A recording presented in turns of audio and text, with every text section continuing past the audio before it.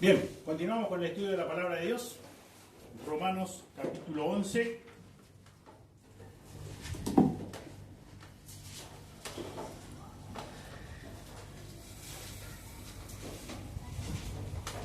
Vamos a leer versículos 25 al 27. Romanos 11, 25 al 27. Dice así la palabra de Dios.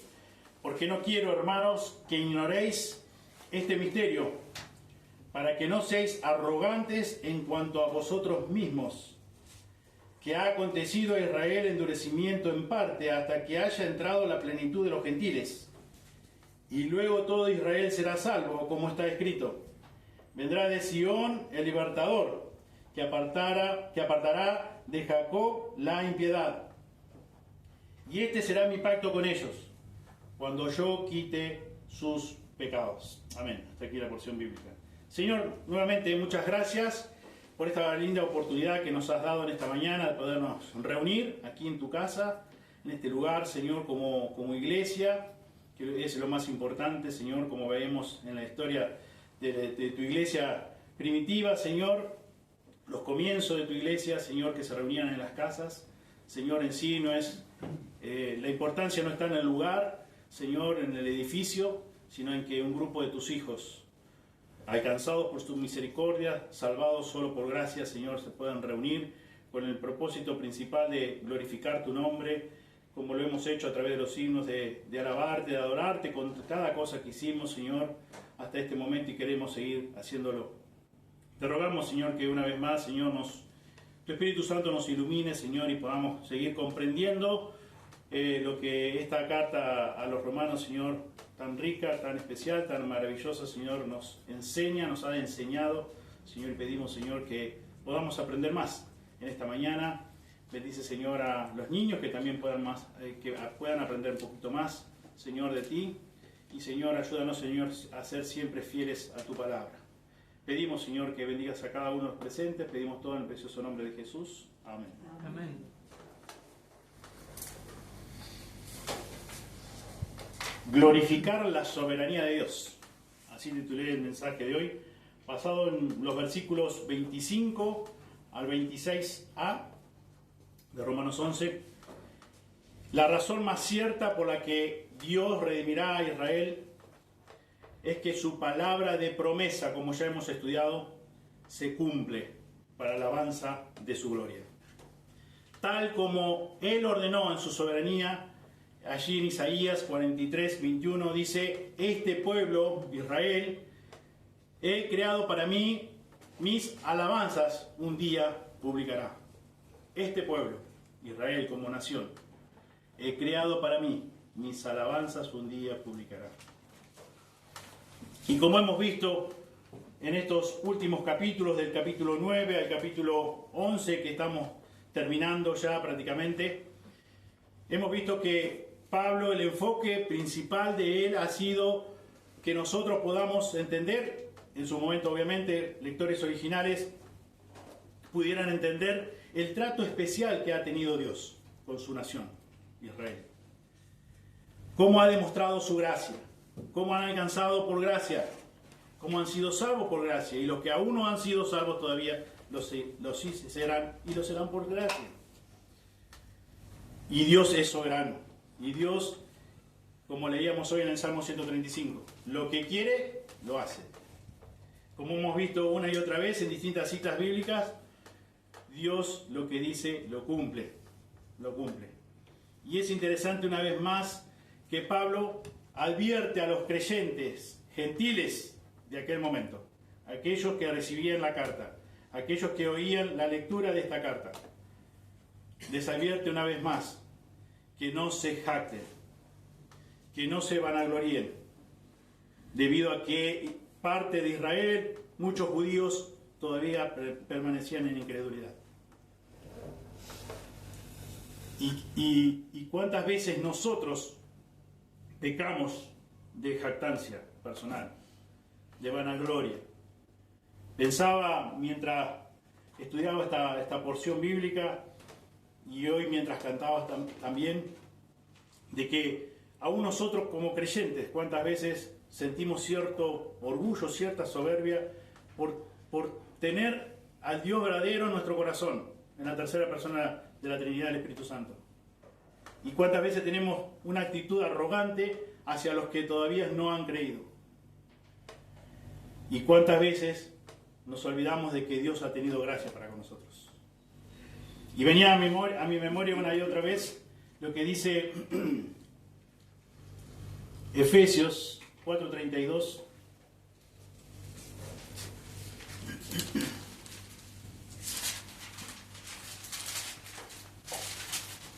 Efesios 4:32 dice: antes sed benignos unos con otros, misericordiosos, perdonándoos unos a otros como Dios también os perdonó a vosotros en Cristo. Por la gracia de Dios y por el apoyo de cada uno de ustedes podemos estar estudiando griego. Y muchas gracias nuevamente les doy. Y estoy muy agradecido a Dios por eso.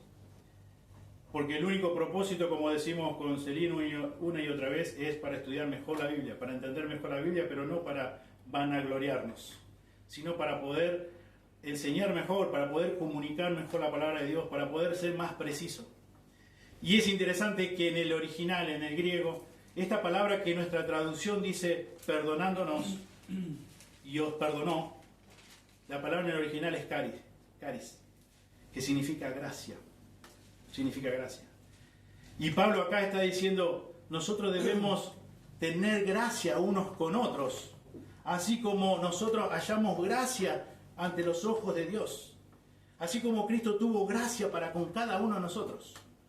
Nosotros tenemos que tener gracia para los demás, esa misma gracia.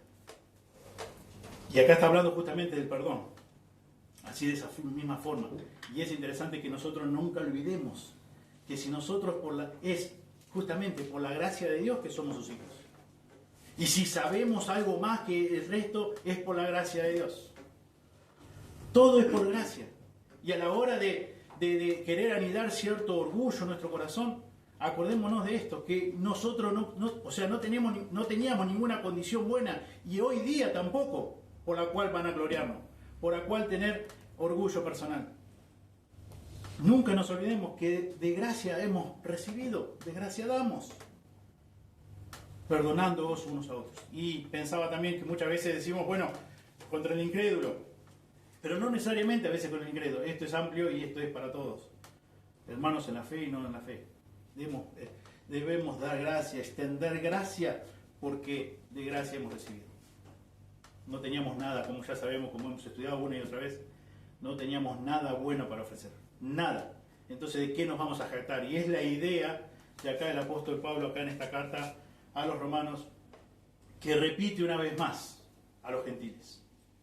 Ustedes gentiles recibieron de gracia, tengan cuidado, no se jacten, no sean arrogantes, han recibido de gracia, son salvos por gracia. Y si todavía hay personas judías, pueblo escogido por Dios, que permanecen en incredulidad, ustedes no se jacten de eso, no se crean mejores que ellos. Todo por gracia, la gracia de Dios, la misericordia de Dios se extendía hacia ellos y se extiende hoy para nosotros. De la misma forma, de gracia recibimos, de gracia damos. Y como bien estudiamos hace unas semanas atrás, en versículos 20 y 21 de este mismo capítulo, dice, bien, por su incredulidad fueron desgajadas, pero tú por la fe estás en pie. No te ensoberbezcas, sino teme. Y acá leíamos versículo 25, no, porque no quiero, hermanos, que ignoréis este misterio, para que no seáis arrogantes en cuanto a vosotros mismos. Y versículo 21, porque si Dios no perdonó a las ramas naturales, a ti tampoco te perdonará. Es la misericordia de Dios. Era la misericordia de Dios y la gracia de Dios que los gentiles salvos podían mantenerse en pie. Podía estar dentro del gran grupo de los convertidos, de los salvos. Pero siempre era por gracia. Siempre por gracia. Siempre fue el comienzo en Dios, estuvo el comienzo en Dios. Dios hizo todo. Dios tomó la iniciativa. Dios los escogió. Dios los llamó. Dios pagó el gran precio con el Mesías prometido, con nuestro Señor Jesucristo. Y en ese momento, ellos no debían tener algún tipo de, anidar en su corazón algún tipo de jactancia personal, bajo ningún punto de vista. No había razón. No había razón justificada para que ellos pudieran decir, bueno, yo soy un poquito mejor en esto, en absoluto. Y Pablo se encarga de nuevamente enfatizar esto y repetir esto. Y Pablo dice, Dios no ha terminado su trato con el pueblo que él ha escogido en la antigüedad. Hay un remanente de judíos. Y Dios ha prometido, y pueden buscar ahí Zacarías 2.8, alguien que lo pueda leer, por favor. Zacarías 2.8.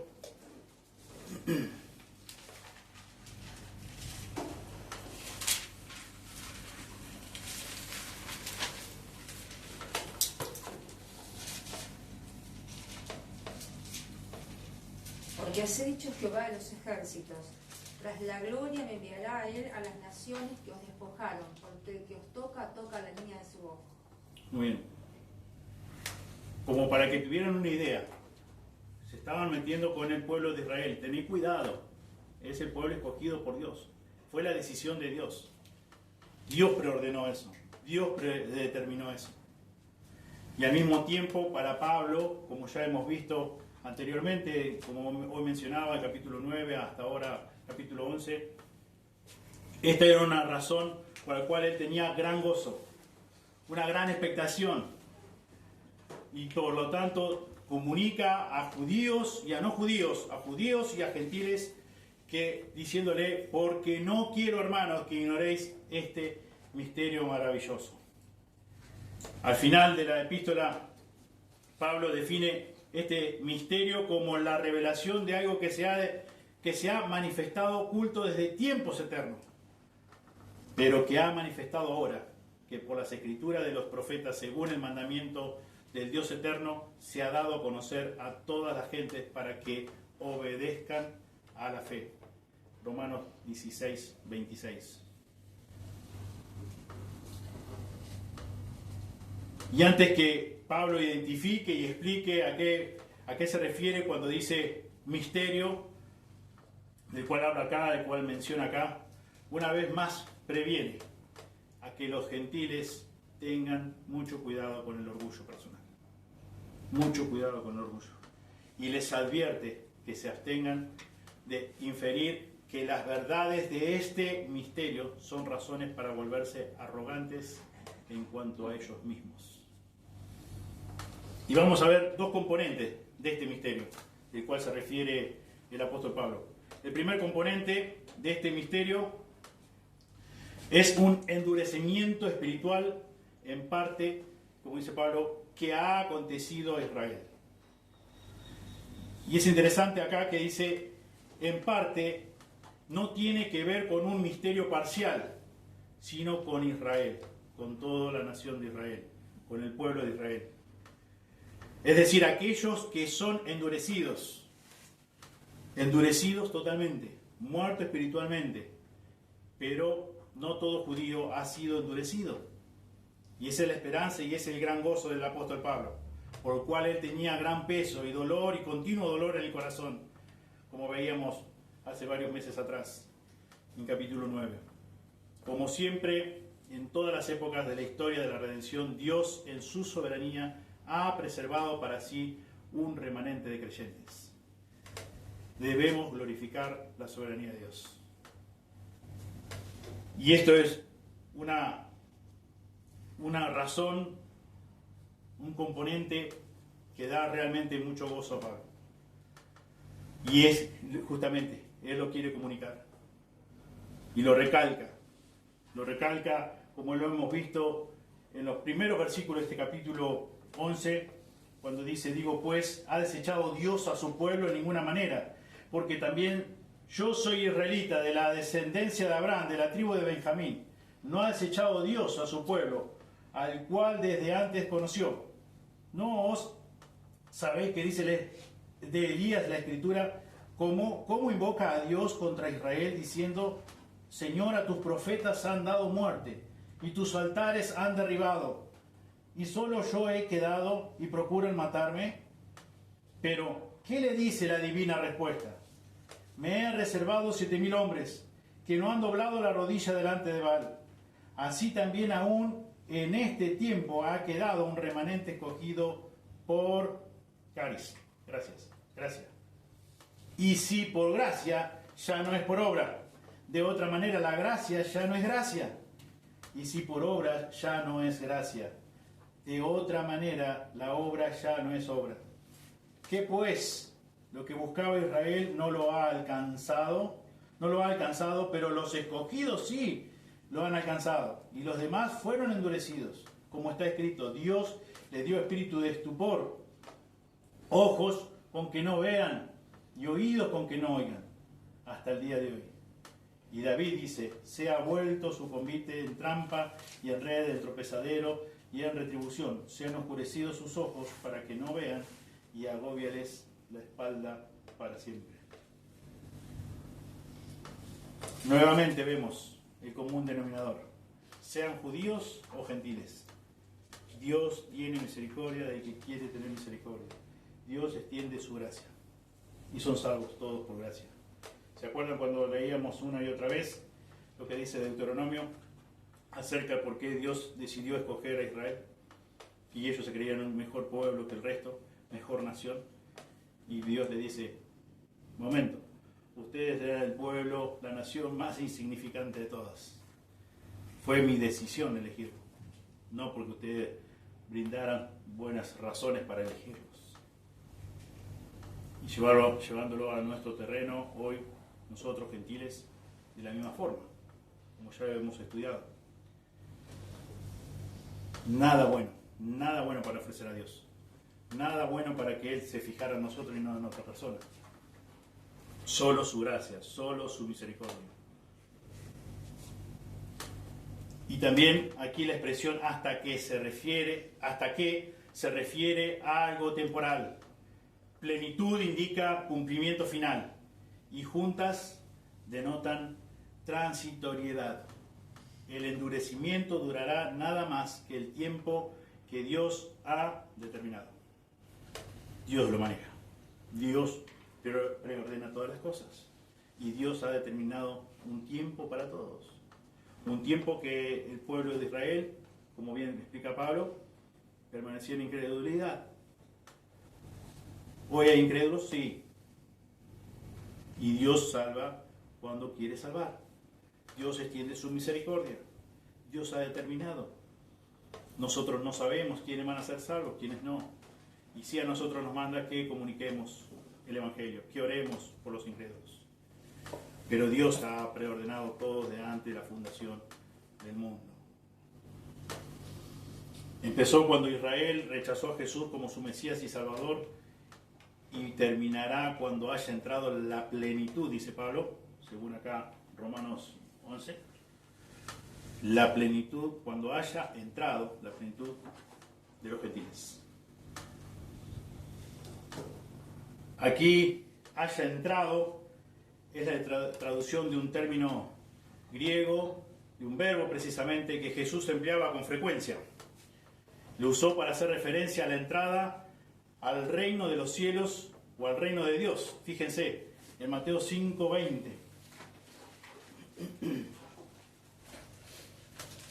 Porque os digo que si vuestra justicia no fuere mayor que la de los escribas y fariseos, no entraréis en el reino de los cielos. También dice en Marcos, capítulo 9:47.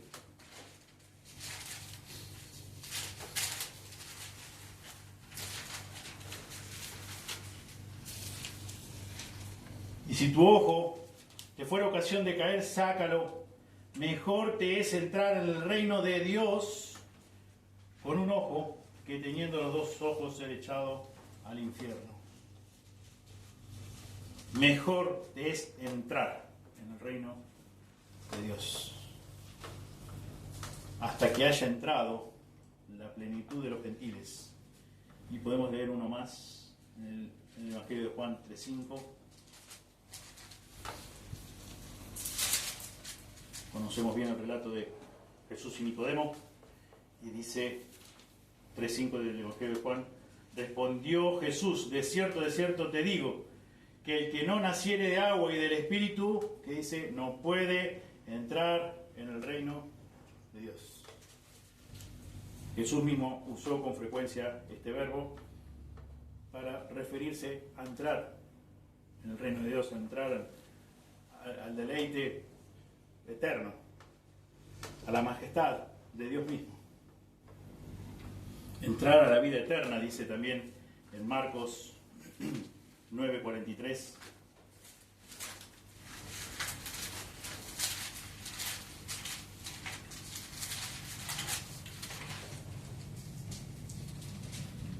Si tu mano te fuera ocasión de caer, córtala, mejor te es entrar en la vida manco que teniendo dos manos ir al infierno, o al fuego que no puede ser apagado.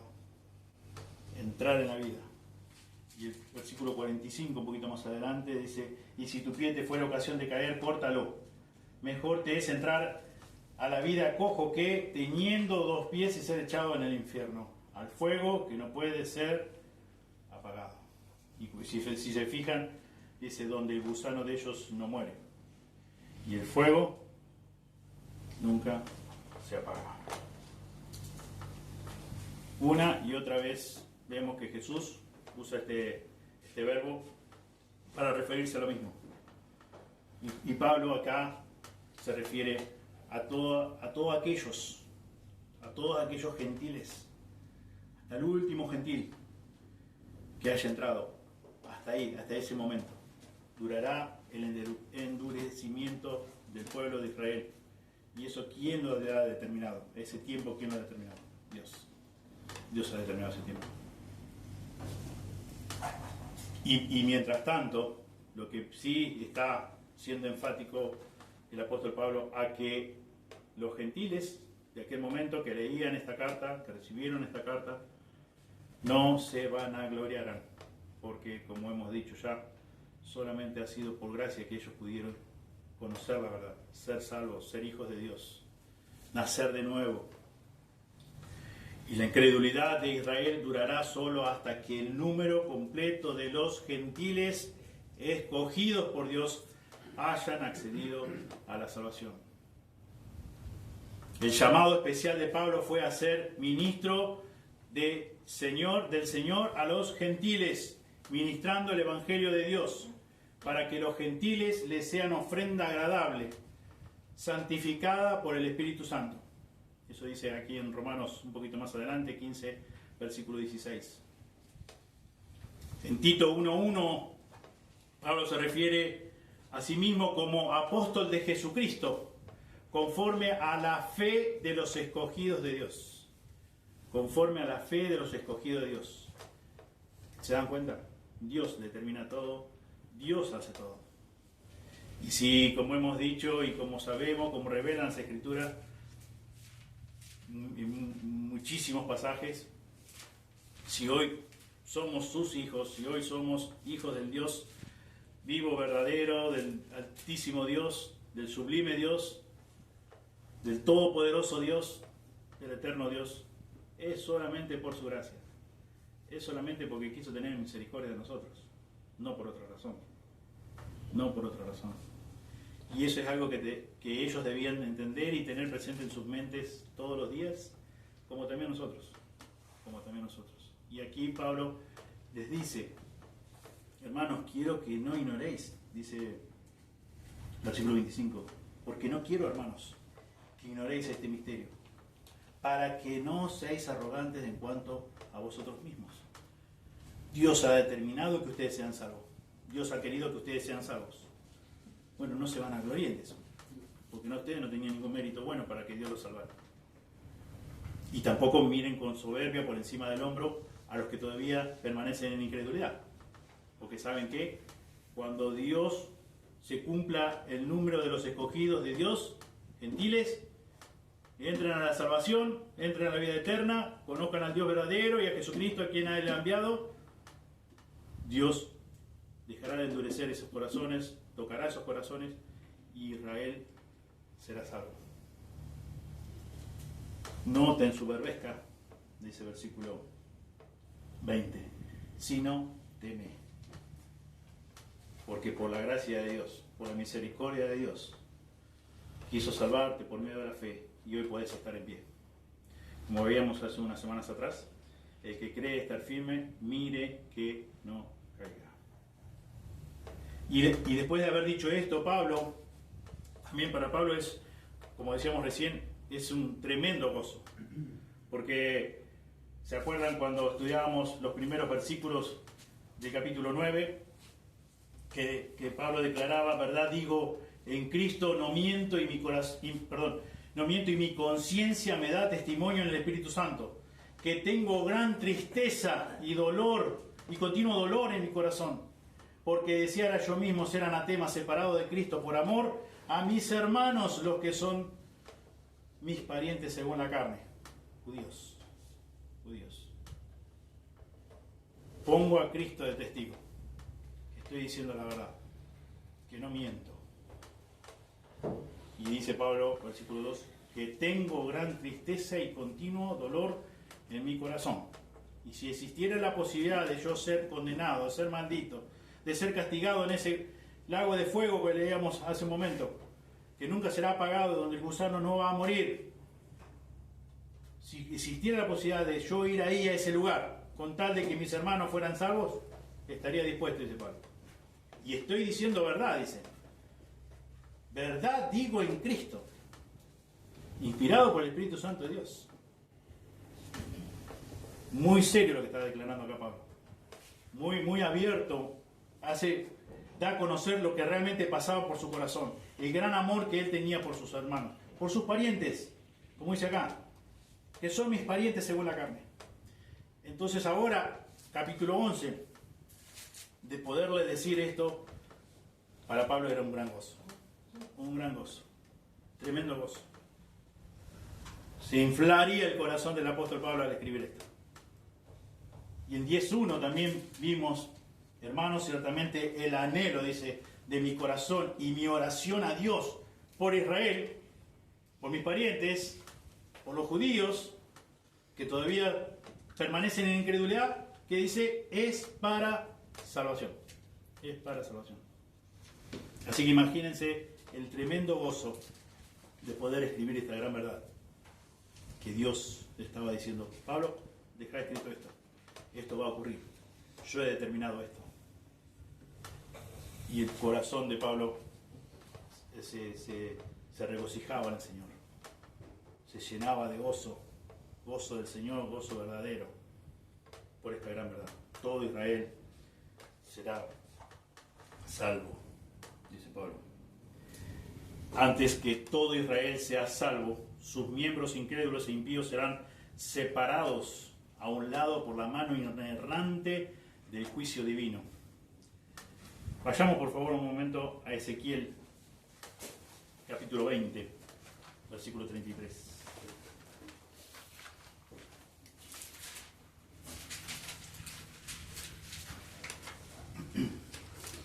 Ezequiel 20, 33. Dice así la palabra de Dios. Vivo yo, dice Jehová el Señor, que con mano fuerte y brazo extendido y enojo derramado he de reinar sobre vosotros. Y os sacaré de entre los pueblos y os reuniré de las tierras en que estáis esparcidos, con mano fuerte y brazo extendido y con y enojo derramado. Y os traeré al desierto de los pueblos, y allí litigaré con vosotros cara a cara, como litigué con vuestros padres en el desierto de la tierra de Egipto. Así litigaré con vosotros, dice Jehová el Señor. Os haré pasar bajo la vara y os haré entrar en los vínculos del pacto. Y apartaré de entre vosotros a los rebeldes y a los que se rebelaron contra mí. De la tierra de sus peregrinaciones los sacaré, mas a la tierra de Israel no entrarán. Y sabréis que yo soy Jehová. que yo soy Jehová. Antes que todo Israel sea salvo, sus miembros incrédulos, impíos, serán separados a un lado por la mano inerrante del juicio divino. Como lo hemos visto aquí en Ezequiel. Aquellos que escuchen la predicación de los 144.000, de otros convertidos, de los 2 testigos y del ángel, y que de ese modo pasen sin daño ni temor bajo la vara del juicio de Dios, abarcarán entonces todo Israel, que en cumplimiento de la promesa soberana e irrevocable de Dios, será por completo una nación de creyentes quienes están dispuestos para recibir el reino de Jesús, el Mesías prometido. ¿Qué estudiamos estas semanas atrás? Que Dios cumple su promesa, que Dios cumple sus propósitos, que Dios tiene preordenado todas las cosas, que Dios tiene determinado todas las cosas. El tiempo está en las manos de Dios. Dios lo que quiere lo hace. Dios dice y las cosas existen. He aquí, vienen días, dice Jehová, en los cuales haré nuevo pacto con la casa de Israel y con la casa de Judá. No como el pacto que hice con sus padres el día que tomé su mano para sacarlos de la tierra de Egipto, porque ellos invalidaron mi pacto, aunque fui yo un marido para ellos, dice Jehová. Pero este es el pacto que haré con la casa de Israel después de aquellos días, dice Jehová. Daré mi ley en su mente y la escribiré en su corazón, y yo seré a ellos por Dios, y ellos me serán por pueblo. Y no enseñará más ninguno a su prójimo, ni ninguno a su hermano, diciendo, conoce a Jehová, porque todos me conocerán, desde el más pequeño de ellos hasta el más grande. ¿Quién dice? Dice Jehová. Porque perdonaré la maldad de ellos, y no me acordaré más de su pecado. Jeremías 31, del 31 al 34. ¿Quién dice esto? Dios. Y Dios, su palabra se cumple, la palabra de Dios se cumple. Y Dios no se equivoca. Y Dios tiene la capacidad, toda la capacidad para preordenar todo esto desde antes de la fundación del mundo. Y con precisión. Y nadie puede cambiar nada. Y al mismo tiempo, aunque nosotros se nos dificulta poder entender, nosotros somos responsables. Nosotros somos responsables de creer en Él. Nosotros, por eso Dios es algo complejo, como ya hemos visto, la soberanía de Dios versus responsabilidad humana. Es complicado como así también entender en profundidad la Trinidad de Dios. Un día lo vamos a entender, yo creo que sí. Cuando ya estemos fuera de esta capacidad limitada que tenemos. Pero Dios es claro, como ya hemos estudiado, no vamos a entrar en detalles, que así como le dijo, se refirió a Judas. El Hijo del Hombre está determinado por el anticipado conocimiento de Dios, que sea entregado, que muera en la cruz del Calvario, que cargue en Él el pecado de todos nosotros. Dios ya lo determinó así. Él voluntariamente fue a la cruz. Pero ¿qué añade Jesús? Hay de aquel por el cual el Hijo del Hombre es entregado. Entonces vemos que nuestra responsabilidad, ¿por qué predicó Juan el Bautista? ¿Por qué predicó Jesús? Arrepentidos. El reino de Dios se ha acercado, arrepentidos, creed en el Evangelio. Dios es soberano. Y debemos glorificar a Dios por su soberanía. Porque Él es el Dios que ha determinado todas las cosas. Y nosotros no somos quienes para atribuir, como ya hemos estudiado también, algún tipo de injusticia en Dios, en lo más mínimo, en absoluto. Dios hace como leíamos hoy. Dios hace lo que quiere. Dios hace lo que quiere. Él es Dios. Él es Dios.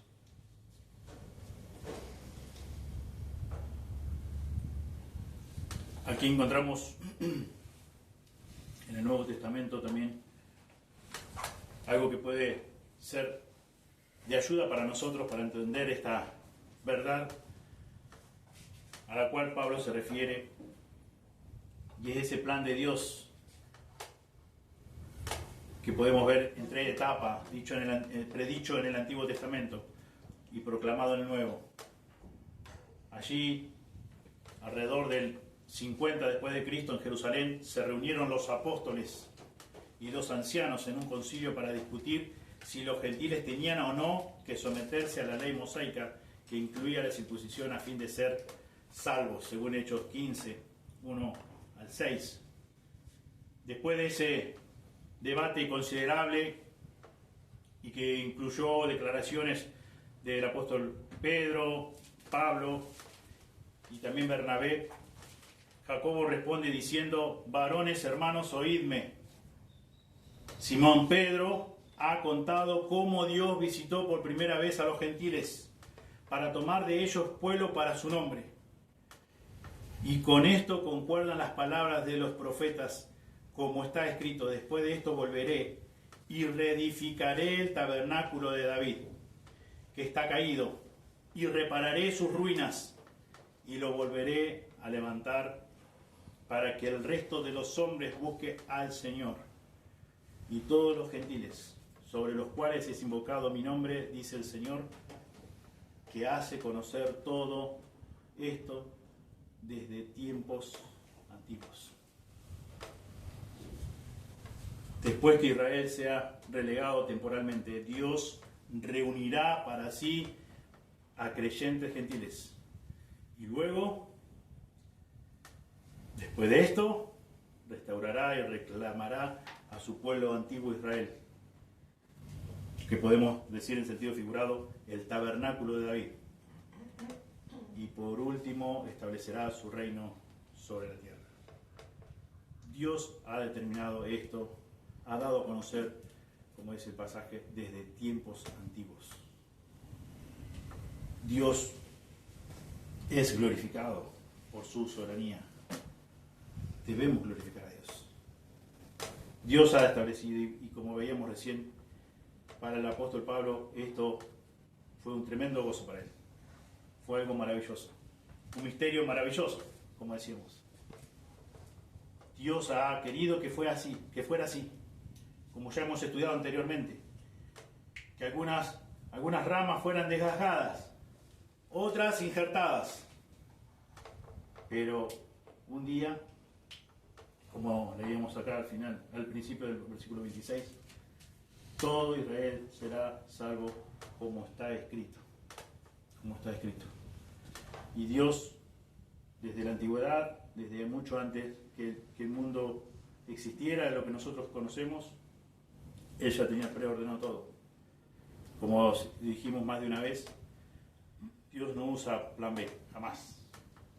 Es el único plan y lo lleva a cabo. Porque su palabra es toda poderosa. Porque es precisamente su palabra, por esa razón. Única y suficiente razón. Y se cumple la palabra de Dios, es toda poderosa. Se cumple, la palabra de Dios vive y permanece para siempre. Y para nosotros hoy, como mundo gentil, como la Iglesia de Cristo, podemos recordar lo que decíamos al comienzo, que todo hemos recibido por gracia, que Dios quiso extender su misericordia y su gracia hacia nosotros, el pueblo gentil. Quiso diseñar un plan único, especial con la Iglesia, que somos nosotros, la componemos nosotros. Y aplicando lo que Pablo claramente les dice aquí a los hermanos, a aquellos, digamos, lectores originales, ya sean judíos como gentiles que recibían esta carta, les pide que no ignoraran este gran misterio, que no fueran, una vez más dice, que no fueran arrogantes. Cuidemos nuestro corazón delante de Dios. Cuidemos nuestro corazón delante de Dios. Pensaba también, tratando de aplicar este principio que sacamos de acá, de no ser arrogantes en cuanto a nuestra salvación, pensemos una y otra vez que que no tenemos nada en absoluto de qué jactarnos. Como dice Pablo, o sea, si he podido trabajar en la obra de Dios poco más que otros, ¿por qué? ¿Porque yo soy mejor que los otros? No es por la gracia de Dios, dice Pablo. Porque yo soy mejor apóstol que el resto de los apóstoles. No, es la gracia de Dios. De la misma forma nosotros, si nosotros conocemos más la Biblia, es por la gracia de Dios. Si trabajamos más en la iglesia, es por la gracia de Dios. Si podemos ser de más edificación a otros hermanos, es por la gracia de Dios. No tenemos nada para vanagloriarnos, nada para ser arrogantes, nada para tratar de decir algo que caiga mal ante los ojos, ante los oídos de las demás personas, con tal de que eso nos haga sentir mejor a nosotros. Eso es orgullo, eso es soberbia, eso es arrogancia. Y Dios nos dice que debemos administrar la misma gracia que Él nos concedió a nosotros. Imagínate por un momento si Dios estaba esperando de que vos tuvieras algo bueno para ofrecerle, así Él te salvaba. Porque nosotros siempre ponemos, digamos, automáticamente ponemos por delante lo que no nos gusta de esa persona, lo que nos desagrada de esa persona, lo que nos molesta de esa persona, o lo que dijo, o lo que hizo. Y entonces nosotros, delante de Dios, ¿cuántas cosas? Absolutamente todo. En maldad he sido formado, dice Salmo 51, en pecado me concibió mi madre. Todo lo que tenía, toda mi condición, era una blasfemia ante Dios. Enemigo de Dios. Aborrecedores de Dios. Qué bueno tengo, nada. Isaías dice claramente, aún las cosas que yo considero como mejores, como justicia, son como trapo de inmundicia para Dios. No tenemos nada bueno, no teníamos nada bueno para ofrecerle. Y hoy si hacemos algo bueno que proviene de Dios, por eso también en Corintios dice que tenés que no hayas recibido, que te glorias como si lo hubiese generado a vos, es por la gracia de Él. Fue antes, lo es ahora y lo será después. Es la gracia. Y Dios nos pide que administremos esa gracia. Debemos, como leíamos hoy Efesios 4:32, debemos administrar esa gracia. Perdonar como hemos sido perdonados en Cristo.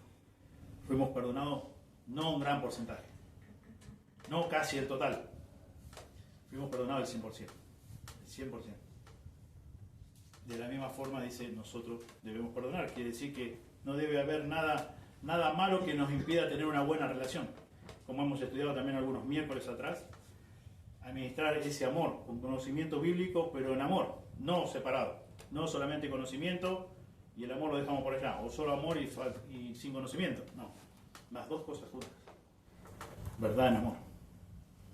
Que el Señor obre en cada uno de nuestro corazón y si podamos realmente aprender lo que Pablo quiso decirle a aquellos lectores originales, pero que también hoy podemos sacar un buen principio para nosotros.